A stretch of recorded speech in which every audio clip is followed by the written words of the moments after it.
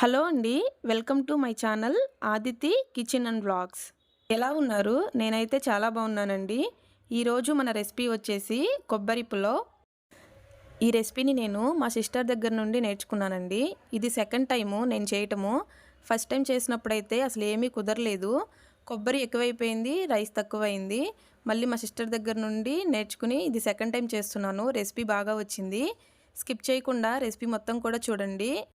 అలానే లైక్ చేసి సబ్స్క్రైబ్ చేసుకోండి.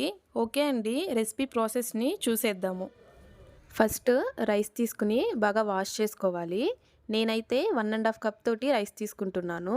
ఈ వాష్ చేసుకున్న రైస్లోకి కొద్దిగా వాటర్ పోసుకుని నానబెట్టుకోవాలండి.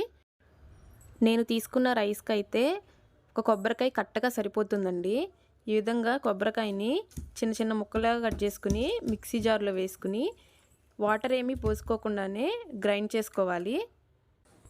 ఈ విధంగా గ్రైండ్ చేసుకున్నాక 100 ml వరకు వాటర్ యాడ్ చేసుకుని ఇంకోసారి గ్రైండ్ చేసుకోవాలి.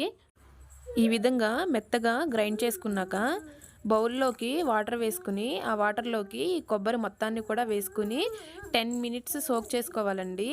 ఈ విధంగా సోక్ చేసుకోవడం వల్ల కొబ్బరి నుండి కొబ్బరి పాలు అనేవి ఈజీగా వచ్చేస్తాయి. ఇప్పుడు ప్యాన్ పెట్టుకుని స్టవ్ ఆన్ చేసుకున్నాక ప్యాన్ కొద్దిగా హీట్ అయ్యాక ఆయిల్ వేసుకుని ఆయిల్ కూడా హీట్ అయ్యాక హోల్ బిర్యానీ దినుసులు అలానే జీడిపప్పులు కూడా వేసుకుని ఫ్రై చేసుకోవాలి. ఈ మసాలా దినుసులు అన్నీ ఫ్రై అయ్యాక 4-5 పచ్చిమిర్చీలు కూడా వేసుకుని ఫ్రై చేసుకోవాలి. పచ్చిమిర్చిని ఎప్పుడు కూడా ఆయిల్లో ఫ్రై చేయడం వల్ల తినేటప్పుడు మంట అనిపించదు. నెక్స్ట్ వచ్చేసి ఆనియన్స్, టమాటా కూడా యాడ్ చేసుకోవాలండి. నార్మల్గా అయితే టమాటా ఆనియన్స్తో పాటు పచ్చి బఠానీ కానీ బంగాళదుంప కానీ వేసుకుని కుక్ చేసుకోవచ్చు. నేనైతే చాలా సింపుల్గా చేసుకుంటున్నాను. మీ దగ్గర వెజిటేబుల్స్ ఉంటే అవి కూడా యాడ్ చేసుకోండి, చాలా బాగుంటుంది. ఈ విధంగా ఆనియన్స్, టమాటో కూడా ఫ్రై చేసుకోవాలి.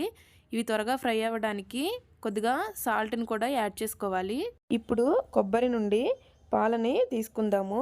ఏదైనా స్ట్రైనర్ తీసుకుని కొబ్బరి మొత్తాన్ని కూడా దానిలో వేసుకుని పాలు మొత్తం వచ్చే వరకు కూడా తీసుకోవాలండి. మధ్య మధ్యలో కొద్దిగా వాటర్ని యాడ్ చేసుకుంటూ ఈ పాలు అనేవి తీసుకోవాలి. చూడండి, కొబ్బరి అనేది ఈ విధంగా రావాలి. ఇంకా దీంట్లో ఏమీ ఉండదండి.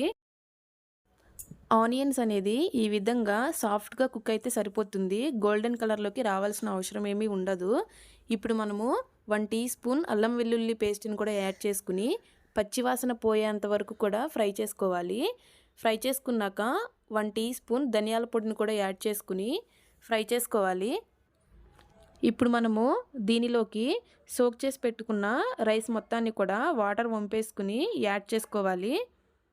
ఇప్పుడు అంతా కూడా మిక్స్ చేసుకుని 1 కప్పు రైస్కి 2 కప్పులు కొబ్బరి పాలని యాడ్ చేసుకోవాలి. నేను 1.5 కప్పు రైస్ తీసుకున్నాను కాబట్టి 3 కప్స్ కొబ్బరి పాలను అయితే యాడ్ చేసుకున్నాను. ఒకవేళ మీకు కొబ్బరి పాలు అనేవి తక్కువగా అనిపిస్తే వాటర్ని కూడా యాడ్ చేసుకోవచ్చు. ఈ విధంగా యాడ్ చేసుకున్నాక ఉప్పును కూడా వేసుకుని ఫ్లేమ్ని మీడియంలోనే పెట్టుకుని కుక్ చేసుకోవాలండి. చూడండి, రైస్ అనేది 70% ఈ విధంగా కుక్ అయ్యాక ఫ్లేమ్ని సిమ్లో పెట్టుకుని మూత పెట్టుకుని కుక్ చేసుకోవాలండి.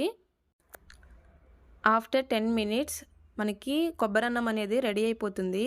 ఒకవేళ మీకు కొబ్బరన్నం అనేది రైస్ ఉడికి ఇంకా తడితడిగా అనిపిస్తే ఒక 10 to 15 మినిట్స్ మూత పెట్టేసి ఉంచితే ఆవిరికి తడి మొత్తం కూడా పోతుందండి.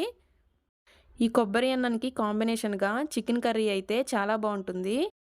ఓకే అండి, మా రెసిపీ కనుక మీకు నచ్చినట్లయితే లైక్ చేయడం మర్చిపోవద్దు. అలానే సబ్స్క్రైబ్ చేసుకుని బెల్ ఐకాన్ పైన క్లిక్ చేయండి.